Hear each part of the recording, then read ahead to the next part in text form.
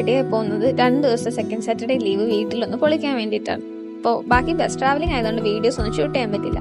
വീട്ടിൽ ചെന്ന് 2 മണി വരെ കിടന്നുറങ്ങിയിട്ട് ഞാനും ആസ് യൂഷ്വൽ തെണ്ടാനിറങ്ങിയിട്ട് ഞങ്ങൾ കുറച്ച് നേരം ബ്രോണിലൊക്കെ കറങ്ങി നടന്നിട്ട് അപ്പോഴത്തേനും കറങ്ങി നടക്കുമ്പോഴത്തേനും നമുക്ക് വിശക്കുമല്ലോ.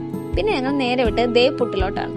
ദേപ്പുട്ടി പോയി കഴിഞ്ഞപ്പോൾ കൊള്ളാം, മെനു ഒക്കെ കാണാനും കേൾക്കാനൊക്കെ കൊള്ളാവുന്നുണ്ട്. ഞങ്ങൾ അവരുടെ ബീഫ് റോസ്റ്റും പഴംപൊരിയും കൂടിയാണ് കഴിച്ചത്. കൊള്ളാം, മോശം പറയാനില്ല. ഏറ്റവും നല്ലൊരു ക്വാണ്ടിറ്റിയിലും കിട്ടിയതുകൊണ്ട് ഞാനും അമ്മയും ഹാപ്പി ആയിരുന്നു ബീഫ് റോസ്റ്റും പഴംപൊരിയിലും. ആസ് യൂഷ്വൽ നല്ല ടേസ്റ്റുള്ള ഫുഡ് കിട്ടി കഴിഞ്ഞാൽ ആരായാലും ഒന്ന് ഡാൻസ് കളിച്ചു.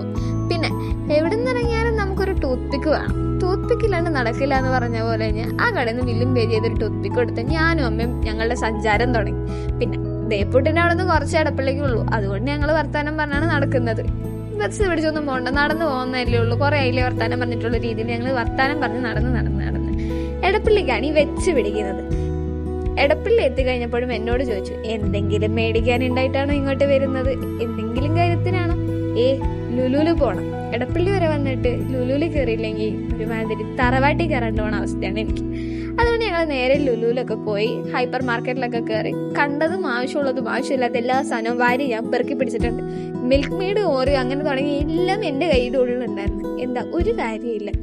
ഏറ്റവും അവസാനം ആഗ്രഹം മൂത്ത് കയറി പിടിച്ചത് കിൻഡർ ജോയിലാണ്. കിൻഡർ ജോയ് എടുത്തപ്പോൾ തന്നെ എൻ്റെ അമ്മ പറഞ്ഞു, എന്തിനാ അതൊക്കെ, കിൻഡർ ജോയ് ഇറങ്ങുള്ളൂ. എന്നിട്ട് അതിലും നല്ല എന്തോ ഒരു സാധനം എനിക്ക് തരാമെന്ന് പറഞ്ഞ അമ്മ പോയിട്ട് വന്നത് ഒരു ഇൻസ്റ്റന്റ് പായസം മിക്സും കൊണ്ടാണ്.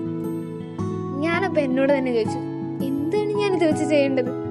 അപ്പത്തേനും സമയം ഒരു 6-7 മണിയായിട്ടുണ്ട്. ഞാൻ ഇനി വീട്ടിലെത്തുമ്പോഴത്തേനും 8 മണി. വീട്ടിൽ ചെന്നിട്ട് വേണം ഞാൻ ഈ പായസം ഉണ്ടാക്കി കഴിക്കാനോ.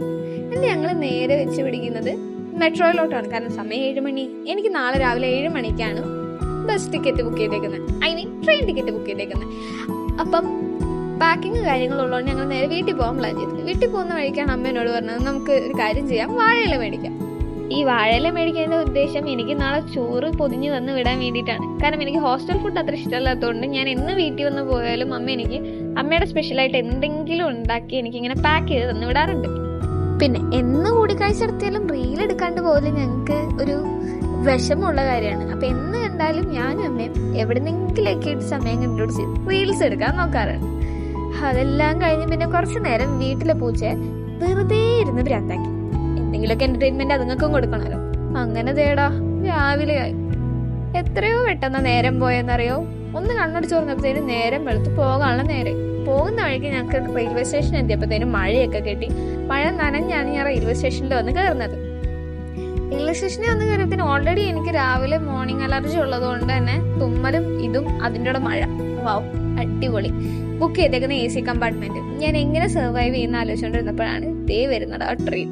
എനിക്ക് സങ്കടമാണോ ദേഷ്യമാണോ വിഷമമാണോ എന്നറിയത്തില്ല.